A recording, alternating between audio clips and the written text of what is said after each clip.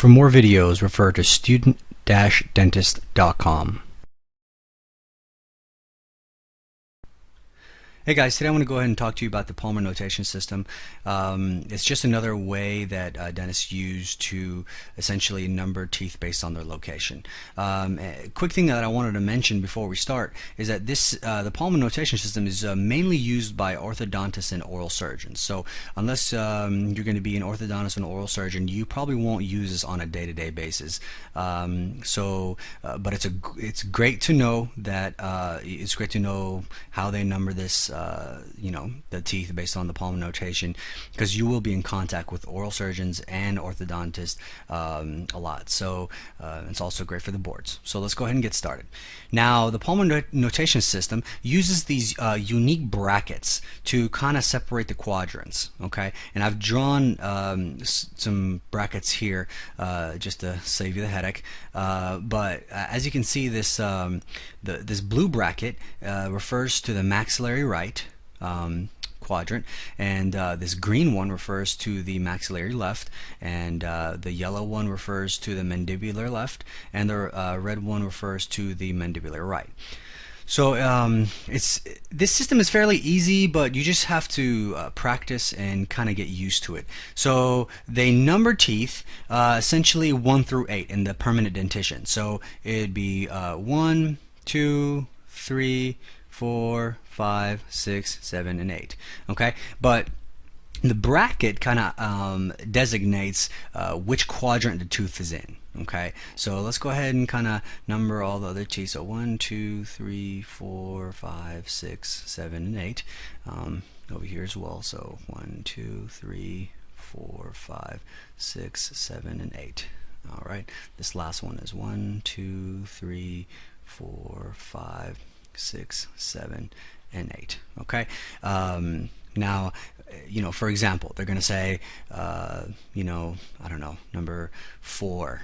Okay, this is referring to the maxillary right quadrant. Okay, and it's the 4th tooth, so it would be the first premolar. So it would be the maxillary right first premolar. Okay, just to do another practice, for example, if they wrote out here 6. Okay, that would refer to the mandibular left, first molar. So as you can tell, if you take this bracket, place it right over this number, then you would have that. Okay, so that's kind of how they identify teeth, and fairly simple. You just have to kind of practice and memorize it, but after you do that several times, you should be good. So now let's move on to the primary dentition. Okay, now they have the same pattern essentially, but they use letters, and it's similar to the universal system. So they have A, let me just write that more visible, A, B, C, D, and E. Okay, so they number them from front to back. So A, B, C, D, and E. All right. A, B, C, D, and E. And last one would be A, B, C, D, and E. Okay. So same thing here. If they were to ever ask you a question, for example, I don't know, B in this with this bracket. Okay, just me drawing that, what would you think immediately? Well, it would be the mandibular right, lateral. So essential. There we go. So this would refer to this one right here. Okay. All right. For example, another one. What about D and the? Okay. So what would that be?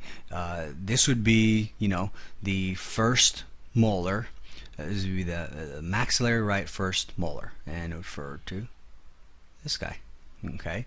So as you can see, if you were to draw little brackets for yourself, it would essentially be like that.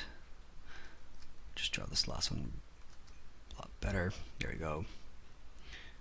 And that's pretty much the brackets they use, and you can put in any number. So numbers are in here. Okay, and the same for the primary dentition. So just draw little brackets and have the letters. So letters.